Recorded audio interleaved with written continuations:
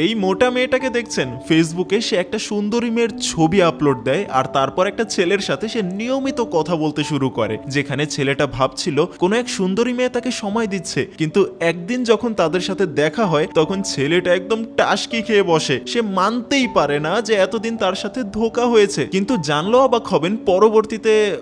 থাক, এখনই সব যদি বলে দেই তাহলে গল্পের আর মজা থাকবে না, তাই না? বলছিলাম 2023 সালে মুক্তিপ্রাপ্ত ভারতীয় একটা শিক্ষামূলক ড্রামা কমেডি মুভি মঙ্কু ভাই ফক্সি রানী গল্পের সংক্ষিপ্ত একটা ইন্ট্রো। আর আজকে এই সিনেমার সম্পূর্ণ গল্পটাই আমি আপনাদেরকে শোনাতে চলেছি, তাই চলুন শুরু করা যাক আজকের গল্প গুঞ্জন।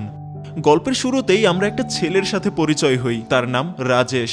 রাজেশের জীবনের গল্প একটু করুণ, কারণ শৈশবেই সে তার মাকে হারিয়েছিল। মায়ের মৃত্যুর পর তার বাবা তাকে মানুষ করেছেন। রাজেশ একটা ছোট্ট গ্রামে বসবাস করে, যেখানে গ্রামের সবাই তাকে খুব ভালোবাসে, কারণ রাজেশ একজন সৎ ও উদার মনের মানুষ। সে সবাইকে সম্মান করে এবং প্রয়োজনে সাহায্য করতে পিছপা হয় না। আর এই ভালো মানুষসুলভ আচরণের জন্য গ্রামের মানুষ তার প্রতি খুবই স্নেহশীল। রাজেশ তার গ্রামের একটা থিয়েটারে ভিন্ন ভিন্ন চরিত্র অভিনয় করে, যার মাধ্যমে সে তার ছোটখাটো খরচ মেটানোর চেষ্টা করে। যেখানে তার জীবন যতটা মধুর, ততটাই বড় বিশেষত্ব হলো তার বন্ধুত্ব।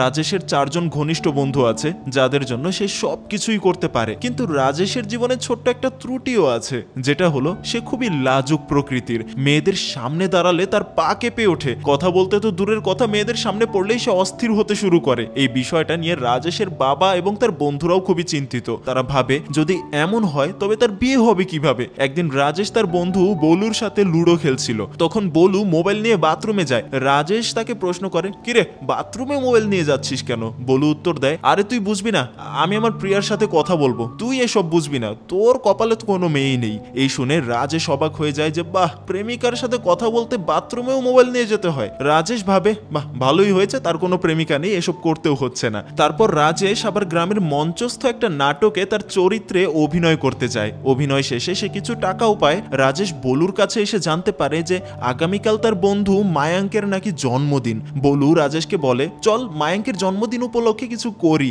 রাজেশ এ কথায় রাজি হয় এবং জানায় নাটক থেকে পাওয়া কিছু টাকায় ভালো একটা কেক নিয়ে আয়োজন করা যেতে পারে। পরদিন 4 বন্ধু মিলে মায়াঙ্কের জন্মদিন উদযাপন করে এবং পরে তারা দুষ্টু পানি খেতে একটা দোকানে যায়। এমন সময় রাজেশের এক প্রতিবেশী মেয়ে তার বন্ধু মিনার সাথে সেখানে আসে। মেয়েটা রাজেশকে বলে, দেখো এটা আমার বন্ধু, সে তোমার সাথে কথা বলতে চায়। কিন্তু রাজেশ এতটাই লাজুক যে মেয়েদের সামনে দাঁড়ালে সে নার্ভাস হয়ে পড়ে। আর তার বন্ধুরাও তাকে নিয়ে মস্করা করে, আরে এত ভয় করছিস কেন, জানা ওর সাথে কথা বল। রাজেশ মিনার সাথে কথা বলতে যায়। মিনা তাকে সরাসরি বলে, আমি তোমাকে খুবই পছন্দ করি, তাই আমি তোমার সাথে নতুন একটা সম্পর্কে আসতে চাই। কিন্তু রাজেশ এতটাই নার্ভাস হয়ে পড়ে যে সে কোনো উত্তর দিতে পারে না। তাই কোনো সাড়া না পেয়ে মিনা তার উপরে একটু বিরক্ত হয়ে বলে, তুমি কি পাগল? আমি এতক্ষণ ধরে বলছি, কেন কোনো উত্তর দিচ্ছ না? ভয়ে রাজেশ সেখান থেকে পালিয়ে তার বন্ধুদের কাছে চলে যায় এবং বলে, দোস্ত এই মিনা আমাকে বকাঝোকা করতেছে, আমি এসব করতে পারবো না। তাই বন্ধুরাও চিন্তায় পড়ে যায়, রাজেশের জীবনে কি হবে, কোন মেয়ে যে তার কপালে পড়বে কি জানি। তার কিছুদিন পর এবার রাজেশের নিজের জন্মদিন আসে। সে সকালে গোসল করে এবং ভালোভাবে নিজেকে প্রস্তুত করে। সে মনে করে তার বন্ধুরা আজকে নিশ্চয়ই তার জন্য কেক নিয়ে আসবে এবং একসাথে মজা করবে। কিন্তু অপেক্ষার সময় সকাল থেকে দুপুর গড়িয়ে যায়।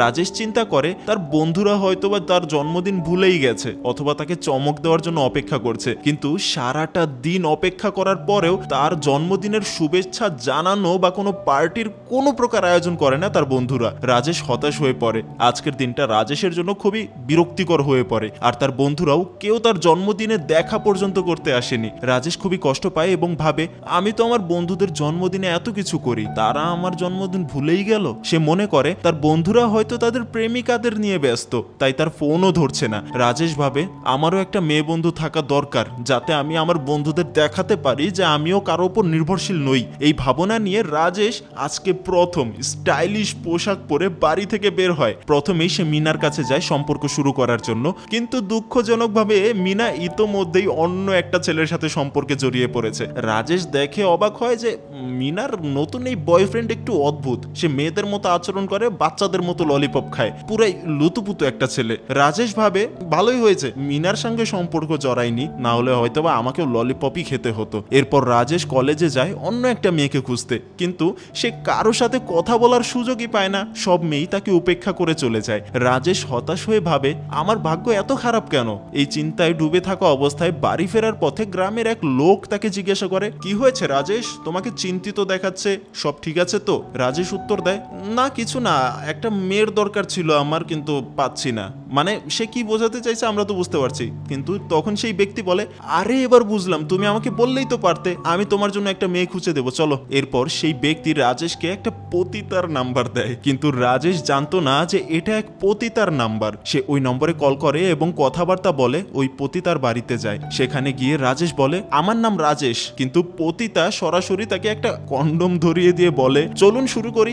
রাজেশ বুঝতে পারছে না যে মেয়েটা এমন কেন বলছে, আর এই জিনিসটা কি রাজেশ এখনো বুঝতেই পারেনি। রাজেশ বলে, আরে আমার জন্মদিন তো গতকাল ছিল, আজকে বেলুন দিয়ে আমি কি করব? আরে রাজেশের আর দুঃখের শেষ রইল না। পতিতার বাড়ি থেকে অপমানিত হয়ে বেরিয়ে আসার পর সে সিদ্ধান্ত নেয় সম্পর্ক নিয়ে সে আর চিন্তা করবে না। সে ভাবে এইসব সম্পর্কের ঝামেলা বাদ দেই, বরং আমি বাবাকে বলে দিই যেন আমার বিয়ে ঠিক করিয়ে দেয়। তারপরে সে ঠিক তেমনটাই করে। রাজেশের বাবা এবং তার বন্ধুরা বিভিন্ন মেয়ের বাড়িতে গিয়ে বিয়ের কথা বলে, কিন্তু দুর্ভাগ্যবশত রাজেশ যেই মেয়েকে পছন্দ করে তার সাথেই কোনো না কোনো সমস্যা থেকেই থাকে। কেউ আগে থেকেই প্রেমে জড়িয়ে আছে, তো কেউ সরাসরি রাজেশকে প্রত্যাখ্যান করছে। এমনকি একবার রাজেশ জানতে পারে তারা যেই মেয়েকে দেখতে এসেছে ওই মেয়েটা আগে থেকেই তার বয়ফ্রেন্ডের বাচ্চার মা হতে চলেছে। এসব ঘটনার পরে রাজেশ হতাশ হয়ে ভাবে আমার ভাগ্যে মনে হয় কোনো মেয়েই নেই। এমন সময় শহর থেকে আসা একজন লোক রাজেশের কাছে আসে, যিনি কিছুদিন গ্রামে থাকবেন। তিনি রাজেশের সমস্যার কথা শুনে বলেন, দোস্ত এত ছোট বিষয় এত টেনশন নিচ্ছ কেন?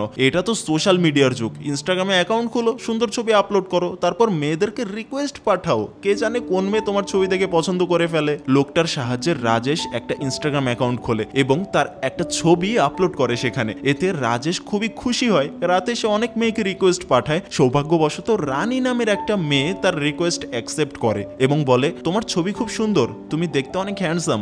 রাজেশ ভাবে আগে জানলে তো এতদিনে 500 মেয়ের সাথে সম্পর্কে থাকতাম। রানী রাজেশের মোবাইল নম্বর চায় যাতে তারা সবসময় কথা বলতে পারে। নম্বর পাওয়ার পর রাজেশ সারাদিন মোবাইল নিয়ে ব্যস্ত থাকে। সে ভাবে রানী কখন তাকে কল করবে, কখন কথা হবে। রানীর সৌন্দর্যের কারণে রাজেশের সব সমস্যা যেন মিটে যায়। এমন সুন্দরী মেয়ে তো সাধারণত কারো নাম্বার চায় না। রাজেশ মনে করে আমি হয়তো অনেক স্পেশাল। রাজেশের বাবা জানতেন না সে এত খুশি কেন, তবে তাকে খুশি দেখে তিনিও খুশি। রাতে রানী রাজেশকে কল করে। রাজেশ সারাদিন ফোনের অপেক্ষায় ছিল। রানী ফোন করার পর তারা মিষ্টি মিষ্টি কথা বলে এবং রাজেশের আত্মবিশ্বাস আরো বাড়তে শুরু করে। প্রতিদিন রানী সময় পেলেই রাজেশকে ফোন করত। রাজেশ এতে এত খুশি বলে বোঝানো যাবে না। তারপর একদিন বলু রাজেশের সঙ্গে দেখা করতে আসে। রাজেশ বলুর উপর খুব রাগ করেছিল কেন সে তার জন্মদিনে আসেনি, কিন্তু বলু তাকে বলে আরে এত রাগ করছিস কেন, আমি তোর জন্মদিন মনে রেখেছিলাম, কিন্তু আমার একটা অপারেশন ছিল, এজন্য আমাকে শহরে যেতে হয়েছিল এবং ফোন করাটাও সম্ভব হয়নি। আজকে হাসপাতাল থেকে ছাড়া পেয়েছি, তাই তোর সাথে দেখা করতে আসলাম। এটা শুনে রাজেশ তার সব রাগ ভুলে যায় এবং বলুকে বলে এখন ভালো আছিস তো ভাই, তুই আমাকে আগে জানাতে পারতি, যদি ভবিষ্যতে কোনো সমস্যা হয় আমাকে আগে বলবি, আমি সব সময় তোর পাশে আছি। এরপর রাজেশের অন্য বন্ধুরাও সেখানে পৌঁছায়। রাজেশ তাদেরকেও রেগে গিয়ে জিজ্ঞাসা করে তোরা আমার জন্মদিনে শুভেচ্ছা জানালি না কেন? ঠিক তখনই রানীর একটা কল চলে আসে। রাজেশ তার বন্ধুদের থেকে একটু দূরে গিয়ে রানীর সাথে কথা বলতে শুরু করে। তার বন্ধুরা অবাক হয়ে যায় যে রাজেশ যে এক সময় মেয়েদের সামনে যেতেও লজ্জা পেত, সে মেয়েদের সাথে কথা বলার জন্য আমাদের থেকে আলাদা হয়ে যাচ্ছে। বলু বাকিদের বলে চল ভাই ভালো একটা অজুহাত বানাই এবং রাজেশের কাছে ক্ষমা চাই, আমরা ভুল করেছি তার জন্মদিন ভুলে গিয়ে, আর আমি তো অপারেশনের মিথ্যা অজুহাত দিলাম, দেখ তোরা কি অজুহাত দিতে পারিস। বাকিরা নিজেদের অজুহাত বানায় এবং রাজেশকে কথায় ফাঁসানোর চেষ্টা করে, কারণ রাজেশ খুবই সরল প্রকৃতির।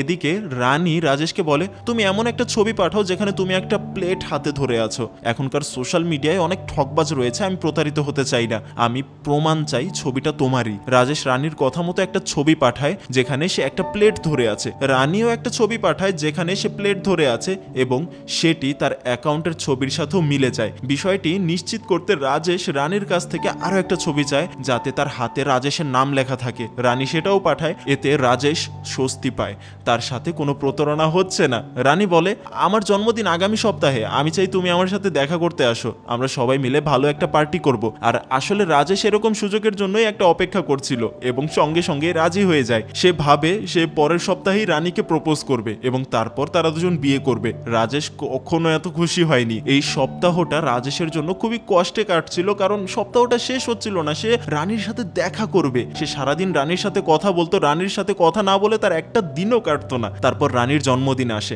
রাজেশ সুন্দরভাবে গিফট প্যাক করে রানীর জন্য নিয়ে যায়। রানীর দেওয়া ঠিকানায় পৌঁছে রাজেশ তাকে কল করে জানায় যে আমি এসে গেছি, তুমি কোথায়? রানী বলে এই তো আমি আসছি, একটু অপেক্ষা করো। এর কিছুক্ষণ পর সেখানে একটা মোটা মেয়ে আসে। রাজেশ অবাক হয়ে মেয়েটিকে জিজ্ঞাসা করে তুমি কে? রানী কি তোমাকে পাঠিয়েছে আমাকে নিয়ে যাওয়ার জন্য? মেয়েটি উত্তর দেয় আসলে আমি তোমার রানী, যাকে তুমি এতদিন ফোনে কথা বলেছিলে, আমি তোমাকে এখানে দেখা করতে ডেকেছি। এটা শুনে রাজেশ হতভম্ব হয়ে যায়। সে বলে না না, এটা সম্ভব না, তুমি রানী হতেই পারো না, রানী আর তোমার মধ্যে আকাশ পাতাল পার্থক্য। রানী তাকে জানায় তুমি ফেসবুক আইডিতে যার ছবি দেখেছিলে সে আমার ছোট বোন, আর এতদিন আমার ছোট বোনের আইডি দিয়েই আমি তোমার সাথে কথা বলেছি। যা শুনে এবার রাজেশের মাথায় যেন আকাশ ভেঙে পড়ে। সে কোনো মতেই মানতে পারছে না এই বিষয়টা। তখন রানী তাকে আরো বলে আসলে সব দিক থেকে বাড়ির সবাই আমার বিয়ে নিয়ে চিন্তায় ছিল, কেউ আমাকে পছন্দ করতো না, তাই একসময় ডিপ্রেশনে আমি এই জায়গায় শেষ করে দিতেও চলেছিলাম, তাই আমার ছোট বোন আমার সাহায্য করেছে। ওই ছবিগুলো আমার ছোট বোনের। রানী আরো বলে রাজেশ আমি জানি এটা আমার ভুল ছিল, কিন্তু তোমার ছবি দেখার পর থেকে আমি তোমাকে সত্যি সত্যি ভালোবাসতে শুরু করেছি, দয়া করে আমাকে বিয়ে করো, তুমি যা কিছু বলবে আমি তার জন্য সব সময় প্রস্তুত। রাজেশ খুবই হতাশ হয়ে পড়ে। সে তার আনা সকল উপহার ছিঁড়ে ফেলে দেয় এবং রানীকে বলে তুমি এখনই এখান থেকে চলে যাও। রানী কাঁদতে কাঁদতে তাকে অনুরোধ করে, কিন্তু রাজেশ কোনো কথা না শুনে সেখান থেকে বাড়ি ফিরে আসে। বাড়ি ফেরার পর রাজেশের বন্ধুরা তাকে দেখে এবং জিজ্ঞাসা করে কি হয়েছে ভাই, এত দুঃখী কেন দেখাচ্ছে তোকে? রাজেশ কাঁদতে কাঁদতে তাকে সব ঘটনা খুলে বলে।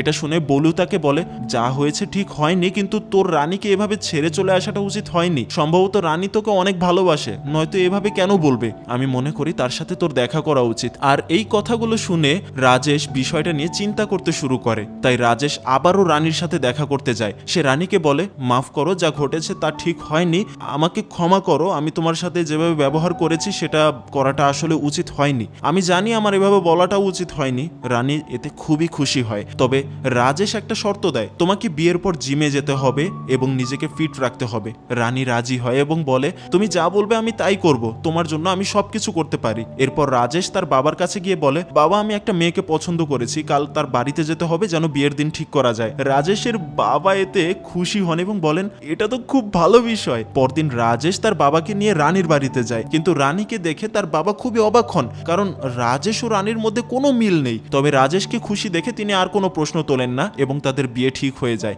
বিয়ের দিন পুরো গ্রাম ভরে যায়। সবাই রানীকে দেখে অবাক হয় এবং ভাবে কেমন মেয়েকে রাজেশ পছন্দ করেছে, কিন্তু রাজেশের এতে কিছু যায় আসে না। রানী তাকে ভালোবাসে, এটাই তার জন্য যথেষ্ট। তারপর তাদের বিয়েটা ধুমধাম করে পালন হয়ে যায়। এদিকে আমরা জানতে পারি রানীর ছোট বোন সম্পর্কে। রানীর ছোট বোনের নাম প্রিয়া, যে নাকি রাজেশের বন্ধু বলুকে পছন্দ করত।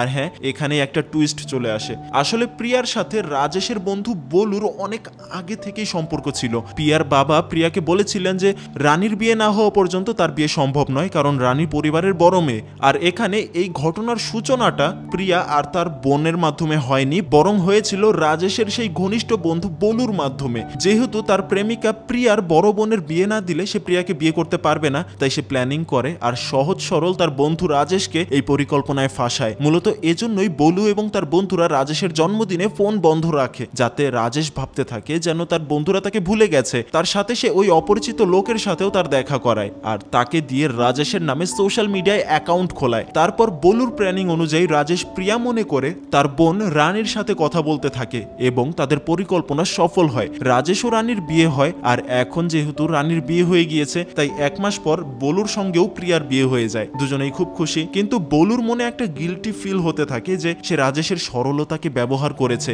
আর এ কারণেই একদিন বলু রাজেশের কাছে ক্ষমা চাইতে যায়, কিন্তু তার আগেই রাজেশ নিজেই বলে দেয় আমি সবকিছু পরবর্তীতে রানীর কাছেই জানতে পেরেছি। বিয়ের প্রথম রাতেই রানী আমাকে সবকিছু বলেছিল, আমি রেগে গিয়েছিলাম, রানীর ওপর হাতও তুলেছিলাম, কিন্তু সে আমার সকল বিষয় সহ্য করেছে। আমি তাকে এখন সত্যি সত্যিই ভালোবাসি, এখন তার প্রতি আমি কোনো অভিযোগ রাখি না, আমরা দুজন খুব ভালোই আছি, চিন্তা করিস না। তবে রাজেশ আরও বলে একটা কথা মনে রাখিস যে কেউ তোকে অন্ধভাবে বিশ্বাস করলে তার বিশ্বাসের মর্যাদা দিতে হয়, একবার ভাঙলে সেটা আর কখনো জোড়া লাগে না। এরপর রাজেশ চলে যায়। বলু বুঝতে পারে রাজেশ তার উপর রাগ করতে সম্পূর্ণ অধিকার রাখে, তবে রাজেশ ধৈর্য ধরে রানীর প্রতি বিশ্বাস স্থাপন করেছে। রানী তার দৈহিক সৌন্দর্য নিয়ে আত্মবিশ্বাসী না হতে পারলেও সে রাজেশকে মন থেকে ভালোবাসে, আর রাজেশ এতে খুবই খুশি, যা খুব সম্ভবত অন্য কোনো কোনো মেয়ে তাকে দিতে পারতো না। আর এখানেই শেষ হলো আজকের গল্পটা। সত্যি বলতে গল্পটা আমাদেরকে অনেক কিছুই শিখিয়ে যায়। প্রথমত এটা মনে রাখবেন যে আপনার জীবনে আপনার বন্ধু বান্ধব খুবই গুরুত্বপূর্ণ একটা অধ্যায়, ঠিক আছে, কিন্তু তাই বলে আপনি তাকে অন্ধের মতো বিশ্বাস করবেন সেটা ঠিক নয়। আপনি আপনার জায়গা থেকে ঠিক থাকতে পারেন, কিন্তু দুনিয়ায় বাটপারের কিন্তু অভাব নেই যে নিজের স্বার্থ পূরণ করতে আপনাকে ঠকাতেও পিছপা হবে না,